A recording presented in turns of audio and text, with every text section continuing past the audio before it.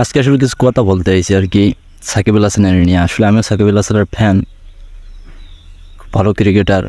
বাইরের দেশে যাইয়া বাংলাদেশের ভিতরে অলরাউন্ডার, বাইরের দেশে আমাদের দেশের নাম উজ্জ্বল করছে। সব দিক দিয়েই ঠিক আছে, সব দিক দিয়ে সে পারফেক্ট, আল্লাহ তারা সবই দেশে। ওর সংসদ এমপিও হয়েছে তিনি, কিন্তু মূল কথা হয়েছে যে সে আসলে আমাদের মতো সাধারণ মানুষ যারা আছে তারা যদি তার কাছে একটা সেলফি আবদার করতে যায় বা ছবি একটা আবদার করতে যায়, আসলে আমরা সবসময় চামন যে আমাদের দেশে একটা অলরাউন্ডার মানুষ ভালো পজিশনে আছে, তার সাথে আমার একটা স্মৃতি থাও। সবাই চাইবে, দেখলে একটু মনের মধ্যে একটু আশ্বাস জাগবে। এমনি হয়তো আমার সামনে বললে আমিও হয়তো বা তার সাথে সেলফি তুলতে যেমন, কিন্তু মেন কথা হয়েছে তার সাথে যে সেলফি তোলে আসলে সে তো আসলে প্রাপ্য সম্মানটুকু আসলে সাধারণ মানুষ দেয় না। আমরা বুঝি আসলে সে অসাধারণ ভালো ভালো পজিশনের মানুষ, কিন্তু সাধারণ মানুষ তার কাছে গেলে তার প্রাপ্য সম্মানটা দেয় না।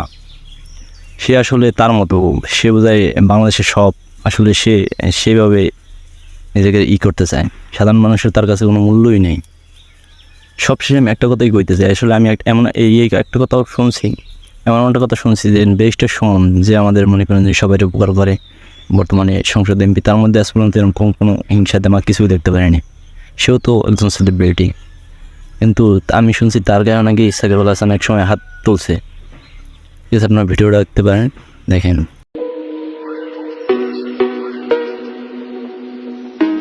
সাকিব আল হাসান আমাদের একজন নামি দামি ক্রিকেটার, যার জন্য আমরা গর্ববোধ করি।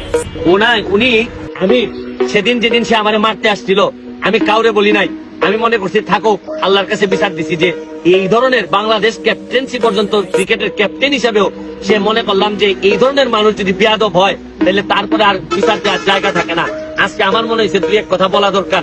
তাকে যারা ফলো করেন, তার যারা ফ্যান, তাদেরকে একটা অনুরোধ করব, তাদেরকে বলেন যে দিনে 8-10 ঘন্টা ক্রিকেটের পিছনে সময় দিয়ে ভালো ক্রিকেটার হওয়ার সাথে 1 ঘন্টা সময় দিক, যে ভালো মানুষ হোক। মানুষ না হইলে এই ধরনের মানুষের বাংলাদেশে প্রয়োজন পড়ে না। এরপর আমার কথা হয়েছে এই যে একটা আরেকটা ফুটেজ দেখেন, এই জায়গায় আরেকটা ফুটেজ আছে দেখেন।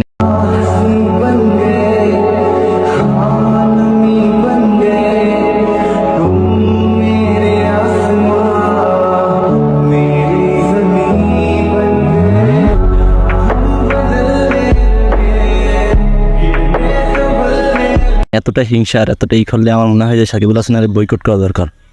তারে বয়কট করলে হয়তো বা তারে বোঝানো উচিত যে আসলে তুমি আসলে সাধারণ জনগণের জন্য যেতে বড় একটা পজিশনে যাইতে পারছো, নাহলে তুমি যাইতে পারতা না।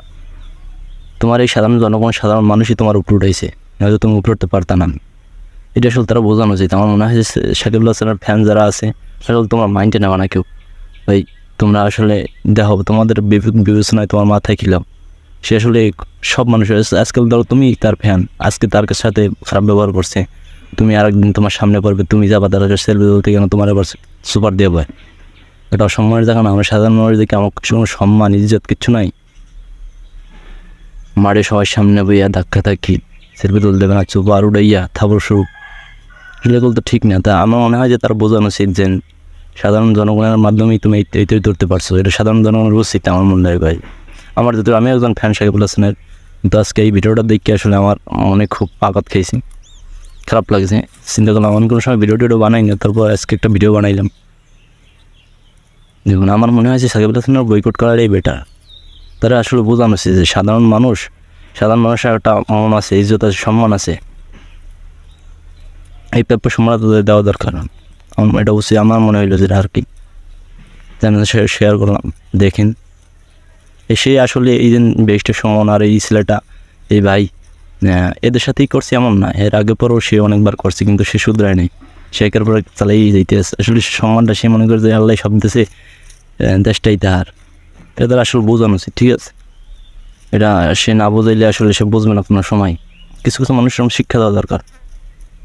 আমিও সাকিব আল হাসানের ফ্যান, কিন্তু ভিডিওটা থেকে খুব খারাপ লাগছে। আগে পরে আরও অনেক শুনছি, দেখছি, খারাপ লাগলো খুব।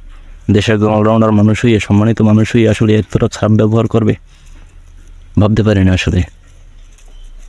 যাই হোক, আমি বললাম আমি একজন স্টুডেন্ট মানুষ, আমি আসলে আমার মনে যেটা উঠলো আর কি, সেটা আমি আপনাদের সাথে শেয়ার করলাম। বাকিটা দেখেন আপনারা। আসলে আমার মনে হয় আমার থেকে বয়কট সাকিব আল হাসান, আমার থেকে বয়কট। আমি আর কোনো সময় তার খেলাও দেবো না হয়তো বা। বেশটা সুমন ভাই একটা কথা হয়েছে যে দিনে 10 ঘন্টা ক্রিকেটের সময় দিয়ে আসলে তার 1 ঘন্টা সময় দেওয়া উচিত নিজেকে ভালো মানুষ গড়ে তোলা, আমার মনে হয় বেটার হবে। তার কথাটা মনে হয় ঠিকই আছে।